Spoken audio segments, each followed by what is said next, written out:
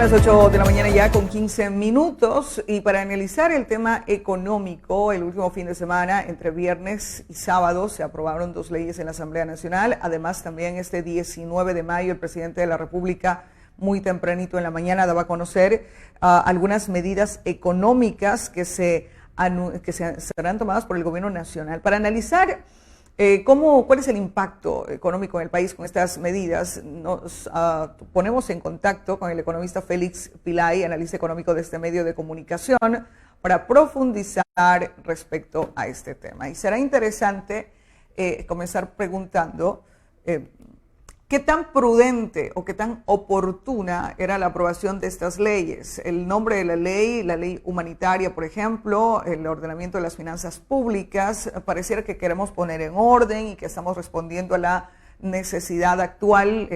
La ley humanitaria, por ejemplo, así deja ver, pero va mucho más allá. ¿Era prudente tomar todas las medidas que se incorporaron en estas leyes? Economista, buenos días, gracias por permitirnos esta entrevista.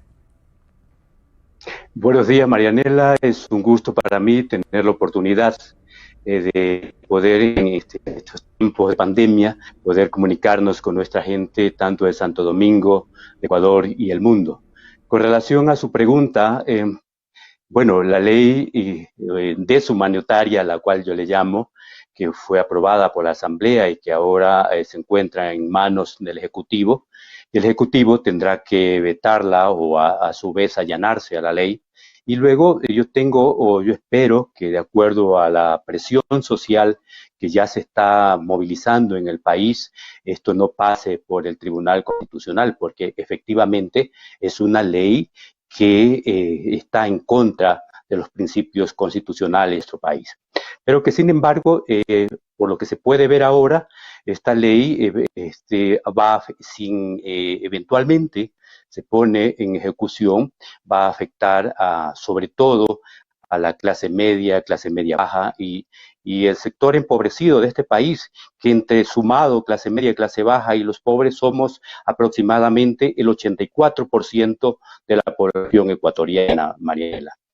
Ahora, economista, cuando nosotros hablamos de manera general, economista, cuando hablamos de manera general y usted señala esta ley antihumanitaria, el contenido puntual, nos hemos enfocado principalmente y la mayor cantidad de protestas a nivel nacional es en relación al tema de la vulneración de los derechos a los trabajadores. ¿Qué podemos puntualizar sobre cómo es que se vulnera el derecho de los trabajadores, por un lado? Y me gustaría colocar como antecedente el otro lado de los empresarios en los que dicen, queremos dar empleo, queremos seguir trabajando, y allí, ¿cómo lograr una balanza? ¿Cómo entender que tanto el empresario como el empleado hoy más que nunca son aliados estratégicos para sacar adelante en las condiciones económicas que tiene el Ecuador? ¿Cómo lograr que esta ley, porque va en desmedro de los trabajadores?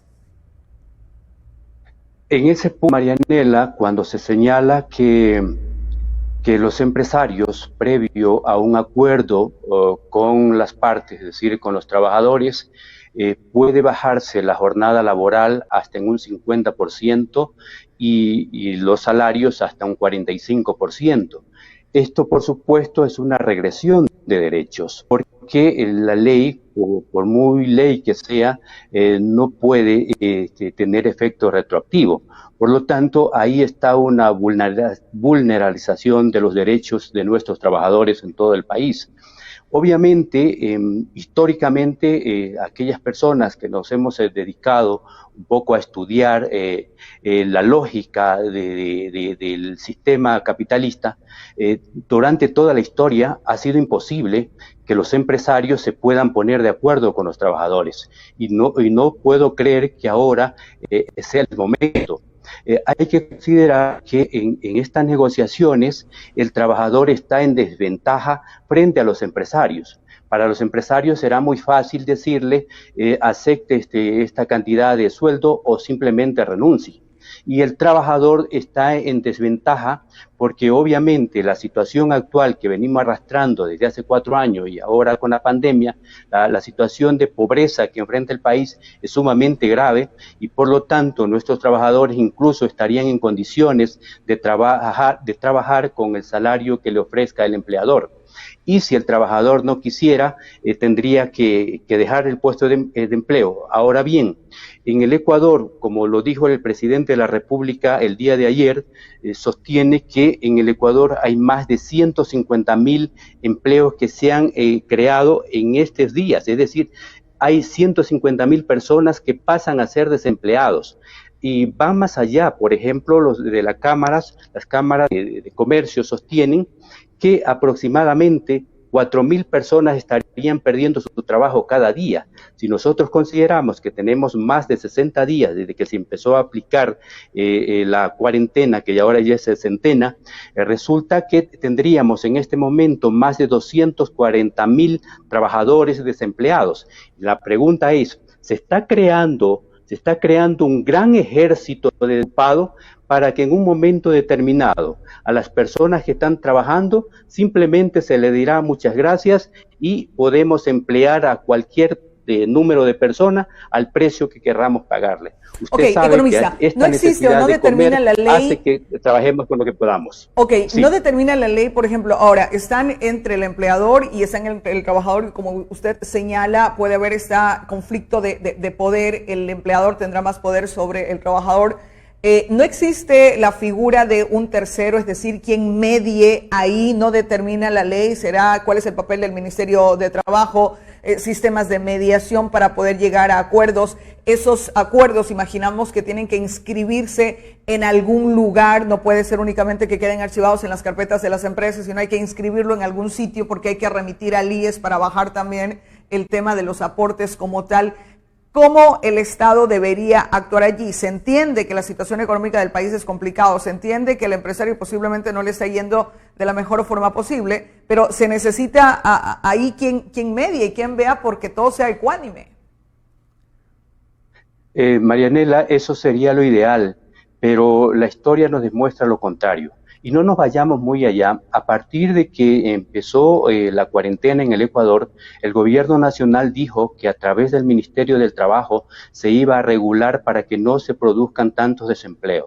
Pero inmediatamente cuando el presidente Moreno lo dijo, al otro día, por ejemplo, para citar una sola empresa, Edesa en Quito, lanzó a la calle a más de 30 trabajadores. Y a partir de ahí, según palabras del señor presidente de la República, hay 150.000 personas que han sido desplazadas de su fuente de empleo, personas con empleo formal.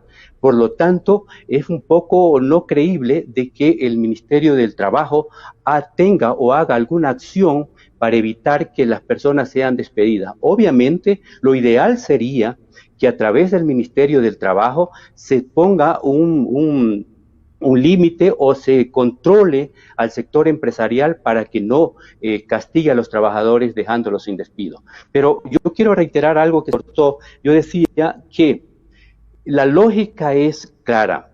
Cuando la oferta supera a la demanda, los precios bajan. Por lo tanto, si tenemos ahora un gran número de desempleados, un ejército de desempleados, es obvio que el precio de los salarios van a bajar. Obvio, digo, desde el punto de vista del empresariado. ¿Cuánta gente en los próximos días abarrotarán las puertas de las empresas solicitando empleo y estarán en condiciones de trabajar por el salario que se le pague? Economista, a más del tema laboral, ¿cuáles son los otros temas que incluye la ley humanitaria?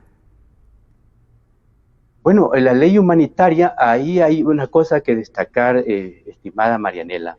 El punto, por ejemplo, cuando al comienzo se hablaba de que a los empresarios se le iba a poner un impuesto, una especie de impuesto, y que después se le iban a descontar en los pagos que tienen que hacer normalmente el impuesto a la renta, pero no se lo hizo. Eso es lamentable porque, sin embargo, no se toca al empresariado, pero a los trabajadores, y eso es sumamente grave. Decía alguien, una persona que intervino antes de mí, decía que los empresarios que no han pagado impuestos, según el SRI, más de 500 empresas, las empresas más grandes de este país, no pagan impuestos, pero sin embargo, cuando se le iba a tocar con la ley, se la dejó sin efecto, no se la va a tocar, pero sin embargo sí se ataca a los trabajadores. Es decir, somos el conjunto de la población que tenemos menores posibilidades de subsistencia, son a quien se lo va atacando cada día. Ahora bien, esta ley realmente tiene algunos puntos que lamentablemente si llegase a aplicársela sería muy grave para los ecuatorianos en su conjunto. ¿Cuáles son esos puntos negativos? Analicemos la ley. ¿Qué tiene de positivo esta ley y cuáles son esos otros puntos negativos que usted señala, economista?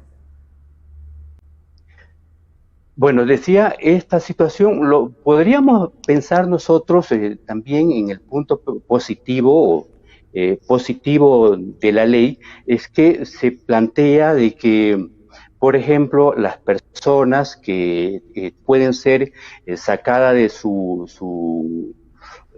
es decir, si están arrendando una casa, el arrendador no puede sacarlo porque no ha pagado, se aplaza el pago a los servicios básicos. Eso tiene de alguna manera, podríamos decir que es bueno para la ley, pero que sin embargo es importante destacar aquí que si una persona no paga el arriendo, por decir, ya han pasado 2 meses y no paga el arriendo, una vez que pase el tema de la pandemia tendrá que pagar juntos. Aquí es importante, primero, que no se cobren intereses y al mismo tiempo se prorrogue el tiempo que tienen que hacer repago. Asimismo, las empresas y las personas que tienen crédito, vamos a suponer que tienen crédito en un banco, que no suceda lo que sucedió en la época del terremoto, en donde se dejó de pagar por una solicitud del gobierno, pero terminado el problema del terremoto y después de cierto tiempo, toda la deuda a las personas con los intereses, y eso por supuesto fue más grave la cura que la enfermedad. Por lo tanto, es importante considerar que esta ley sería muy buena si pudiese lograr que las deudas que se tienen se condonen los intereses y además, si es posible, como lo decía el oyente hace un momento, ¿por qué no condonar esas deudas? Condonar las deudas a las pequeñas empresas, condonar las deudas a las personas comunes, a los trabajadores. Eso por eso sería fantástico. Y eso podría estar dentro de lo que se puede decir que la ley es buena. Ok. Economista, entonces en un sopeso hay algunas cosas que la gente ve interesante y comienza precisamente la ley humanitaria diciendo no pueden exigir el pago en las instituciones educativas, no se puede cobrar los servicios básicos, hay que disminuir el 10% al servicio de energía eléctrica, no le pueden quitar o no pueden evitar el servicio de seguro o medicinas prepagadas. Por ese lado la gente lo ve positivo. Por el lado de las relaciones laborales, entonces sería precisamente el punto. Y por otro lado también el tema de los créditos o acceso a crédito, qué tan real es cuando dice vamos a prestar dinero al 5% de interés, comienza el Banco del Pacífico específicamente para salvar a las pequeñas y medianas empresas en lo que a sueldos y salarios se refiere, este tema de capital. Economista, pero también fue otra ley la que fue aprobada, la ley de ordenanza de finanzas públicas, de ordenamiento de las finanzas públicas. Y esa ley, ¿cuáles son los alcances que tiene? Bueno, esa ley también va en contra de cuestiones fundamentales, como por ejemplo, entró en discusión el tema del seguro social. Eso todavía no está claro, si tanto el ISFA como el IES. 8 de la mañana con 30 minutos, tenemos ahí un cruce lastimosamente de información. En todo caso, hemos analizado el tema de la ley humanitaria, que fue aprobada el viernes anterior, pero la ley de ordenamiento de las finanzas públicas fue aprobada el día sábado. Y adicional a eso, las medidas económicas presentadas por el gobierno nacional, es decir, en el ámbito económico se han tomado permanentemente medidas y se han hecho los anuncios hacia el país. Algunos entendidos y expertos señalan que si el objetivo de la ley humanitaria era recaudar fondos a través de la colaboración tanto de empleados públicos, privados y de empresas con utilidades, lastimosamente eso ya no se dio, por un lado. Y por el otro lado, la negociación que pueda existir entre los empleadores y sus empleados dejaría en menor capacidad de negociación del empleado como tal. A esto señala el economista Félix Vilay, que al tener tanta oferta de mano de obra en el país se va a abaratar